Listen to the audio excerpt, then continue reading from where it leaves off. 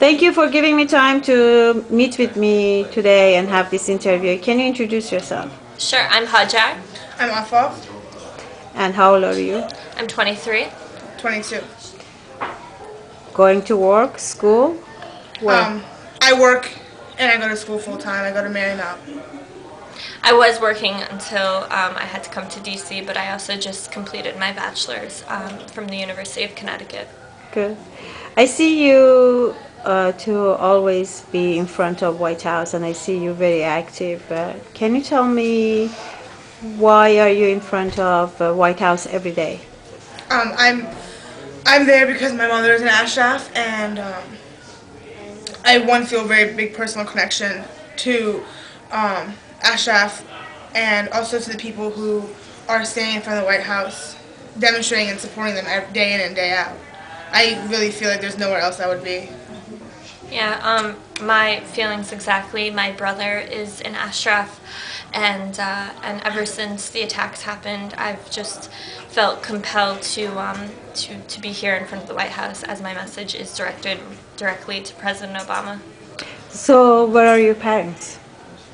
My parents were actually both killed under the Iranian regime, under this regime. So my brother is, really the only person I have left.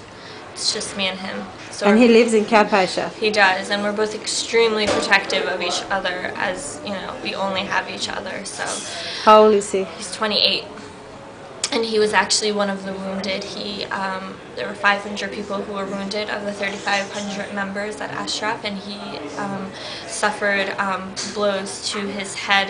He had to get 8 stitches on his head because it was actually cracked open. And but he was also raised here, right? He did. He was here. He completed high school here, and he just felt like he needed to go back to Ashraf. He felt like Iran was his home, and that's where he wanted to be, and he wanted to continue in my parents' footsteps. And I'm extremely proud of him for making that choice. I couldn't be more proud. I couldn't, be more proud of him. What about you, Afagh? Where is your father? My father was actually killed. He was executed by the Iranian regime when I was a baby, and yesterday was actually the 21 years from his passing. He was executed August 28th, 1988, among thousands of other Iranians in the '88 massacre. And so I never got a chance to know my father. I never will, because of this Iranian regime, and my mom's the only person I'll ever, get to know if they give me that chance. And right now I feel like I'm being robbed of that chance. She's on a hunger strike. She's been on a hunger strike going on 32 days. So if our demands aren't met, I could lose her from a hunger strike. Can you tell me what your demands are? Yes, we have 2 main concerns and demands, I should say. One of them is the immediate release of the 36 hostages that have been taken by the Iraqi regime.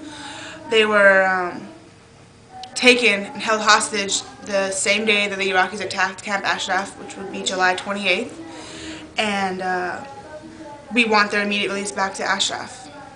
And the other one? Yes, we would like we're actually demanding that the thousands of Iraqi forces that are currently in Camp Ashraf to be removed, as the Iraqis clearly have proven that they are not providing security, that they are actually a threat to the safety of every resident of Camp Ashraf, particularly the 1,000 women who are at Ashraf, who they've already threatened with assault.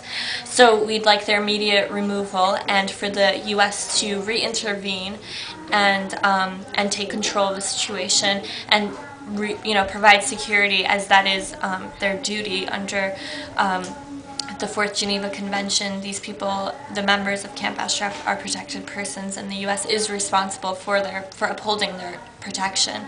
And we would also like the UN to intervene, to do a fact-finding mission, to let the world know and us answer our questions here, because we still don't know exactly what happened those days during the attacks. We don't have all the information out to us. And I just wanted to point out that the 36 who are held hostage are currently on a hunger strike, just like there's 1,000 people in Ashraf who are on a hunger strike. These 36 are on a hunger strike, and it's their 32nd day. And their conditions are rapidly deteriorating. And if these demands aren't met, these people will continue their hunger strike until the end. They will not give up. I don't know if we said it before, they're armless. They have no arms but themselves. They use their bodies as shields, and they use this hunger strike as a way of expressing how they feel and what they need the American government to do. And until we act as a country in America and help these people, they will continue their hunger strike. And God knows how many of them will fall. And you guys are planning to stay as long as it takes? Absolutely. Indefinitely. No Okay. question. Thank you so much for giving me some time and talk about Camp Ashraf. Thank you. Welcome. Thank you. Bye.